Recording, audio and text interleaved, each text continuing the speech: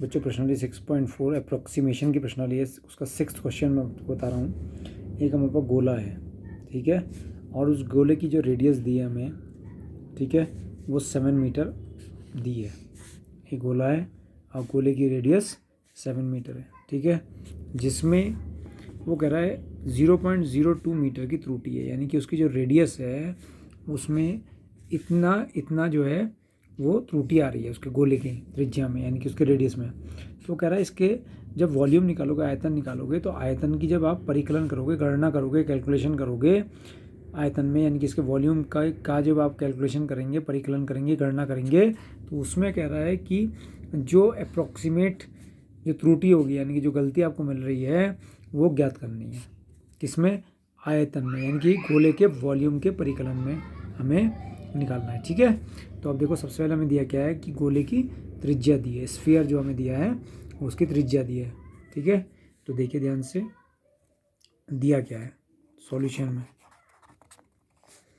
गोले की त्रिज्या हमको दी है, तो गोले की त्रिज्या स्मॉल आर हमने मान ली, और ये हमें 7 मीटर दी है, ठीक है। और इसके बाद वो हमसे कहता है कि जो उसकी जिसमें यानी कि त्रिज्या में जो त्रुटि है वो 0.02 मीटर है, ठीक है। तो त्रिज्या का मतलब स्मॉल आर में त्रुटि, मतलब कितनी गलती आ रही है उसमें, त्रुटि आ रही है, तो वो कितनी होगी? Delta R. और कितनी आ रही है? 0.02 मीटर की आ रही है, 0.02 मीटर के डिफरेंस, यानी कि त्रुटि आ रही है, ठीक है। और कह रहा है गोले का जो इसके आयतन का मतलब जो स्फीयर है उसका वॉल्यूम में कि कैलकुलेशन में, यानी कि उसकी गणना में क्या अप्रॉक्सीमेट जो त्रुटि आ रही है, यानी कि त्रुटि का मतलब गलती आ रही है, वो बताना है।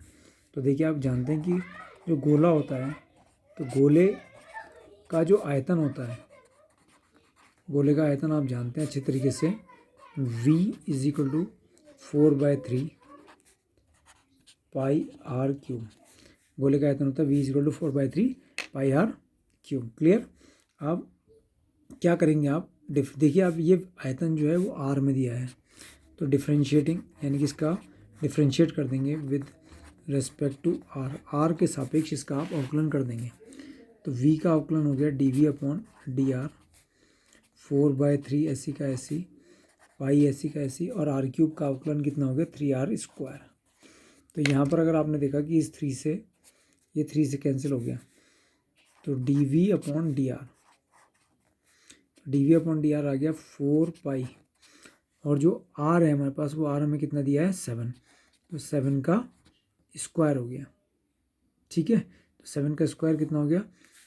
dv/dr = 4 × 49 पाई, तो ये आ गया 4 9 से 36, 4 4 से 16, 196 पाई, ठीक है।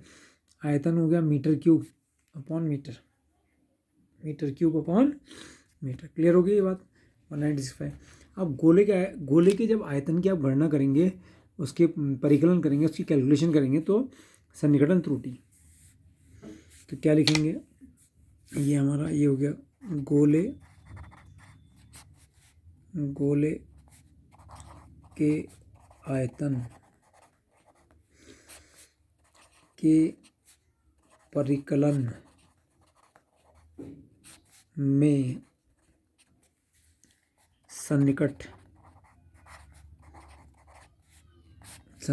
त्रुटि, ठीक है।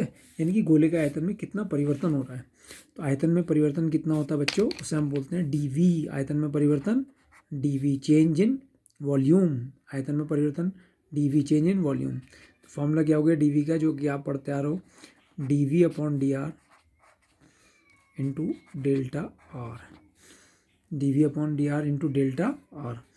तो dv बराबर, तो dv/dr की वैल्यू आपने निकाली है अभी तक 196 पाई, 196 पाई इंटू, और डेल्टा आर आपने देखा था कि जो हमें त्रिज्या आर में त्रुटि दी थी डेल्टा आर, वो 0.02 मीटर, तो 0.02 मीटर।